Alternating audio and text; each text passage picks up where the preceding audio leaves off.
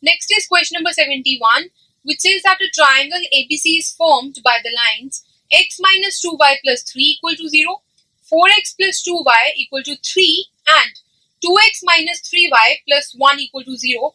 If the point a comma 2a minus 3 always lie inside the triangle ABC, then exhaustive range of A is. So let us say this is the triangle ABC. Now we know that the equations are x minus 2y plus 3 equal to 0, 4x plus 2y equal to 3, and this is 2x minus 3y plus 1 equal to 0. So firstly we will find the points of intersection of these lines, right? That is vertices of the triangle, which we can find, right? Which are 7, 5, 0, 3 by 2, and C is 7 by 16, 5 by 8. Now, here it is given that the point A, 2A minus 3 always lie inside the triangle ABC. Let us say this is the point P. So this is the point P which always lie inside the triangle ABC. Now for this, we know the method how we do this.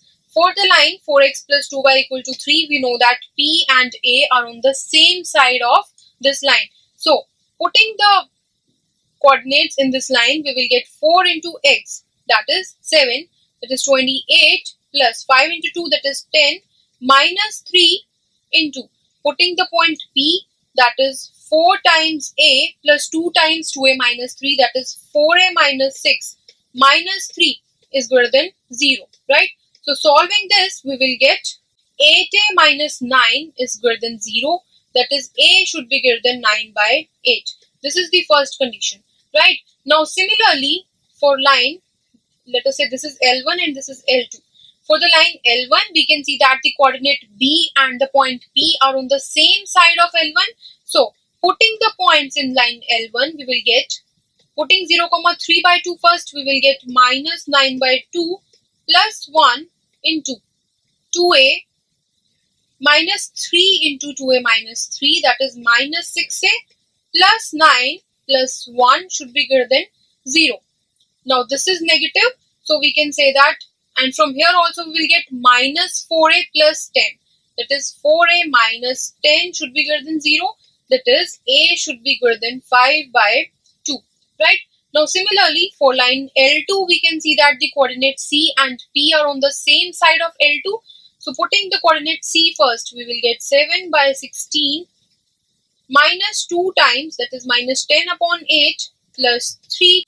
Putting a, 2a minus 3, we get a into minus 2 into 2a minus 3, that is minus 4a plus 6 plus 3 is greater than 0. Now this value is positive.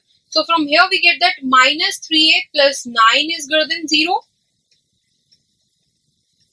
That is, we can say that 3a minus 9 is less than 0.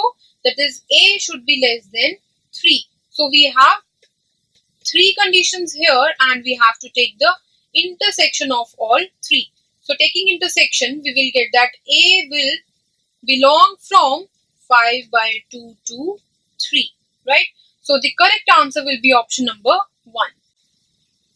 Next is question number 72, which says that the fundamental period of the function fx equal to 4 times cos of x minus 2 pi upon 2 pi square whole raised to the power 4 plus tan of pi into GIF of x minus 2 pi upon pi square whole raised to the power 4 minus 2 times cos of x minus 2 pi upon pi square is equal to. So we have to find the fundamental period of this function.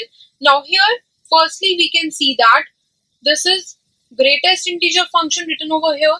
So this value will directly be 0.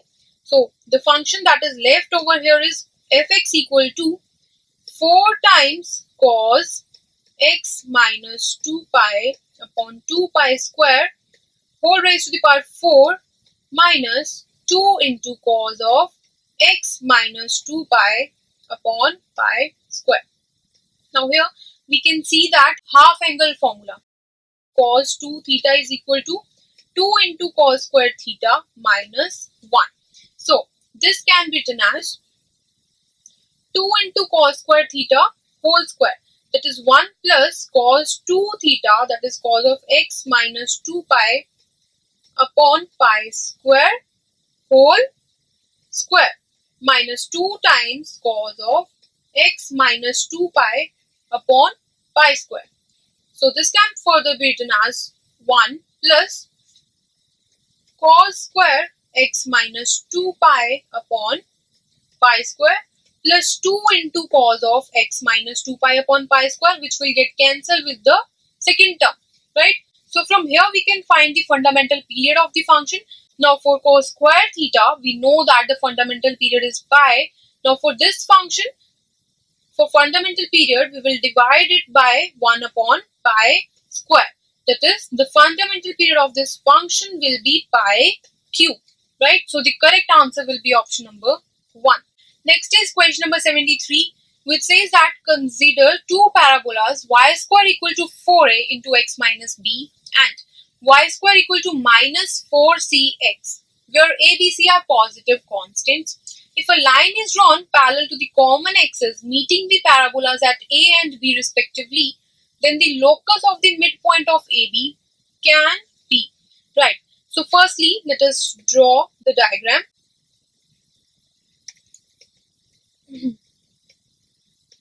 The two parabolas are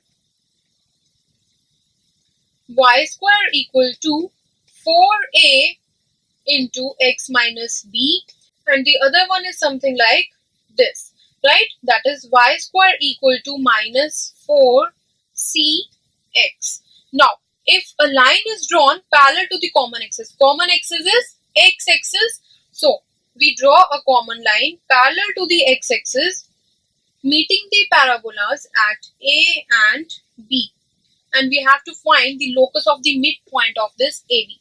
Now, as this is parallel to x-axis, so its equation can be written as y equal to t. Now, if y is equal to t, then the coordinate a can be found out as t square upon 4a plus b comma t, and the coordinate b can be found as t square upon 4c comma t. So let's assume the midpoint is h comma k. So h will be equal to this plus this upon 2, that is 2h is equal to t square upon 4a plus b minus t square upon 4c, right? Similarly, 2k will be equal to t plus t, that is 2t, that is k is equal to t. So instead of t, we can directly substitute k. So it is equal to 2h equal to k square upon 4a plus b minus k square upon 4c. Right, so this is the locus. This can be simplified as 2h minus b equal to, taking k square common, we will get 1 upon a minus 1 upon c, which can further be written equal to 8h minus 4b equal to k square into c minus a. Now from here, if we observe that here a is equal to value of c, then this value will be cancelled with this. So we will get 2h equal to b. That is a straight line, right? And in this case, we get a parabola. So its correct answer will be option number 3, that the locus can either be a parabola or a straight line. Now, let us discuss question number 74, which says that the coordinates of one of the foci of the ellipse x plus y plus 1 whole square plus 4 times x minus y plus 2 whole square equal to 2. Now let us firstly convert it into the form x square upon a square plus y square upon b square equal to 1, right?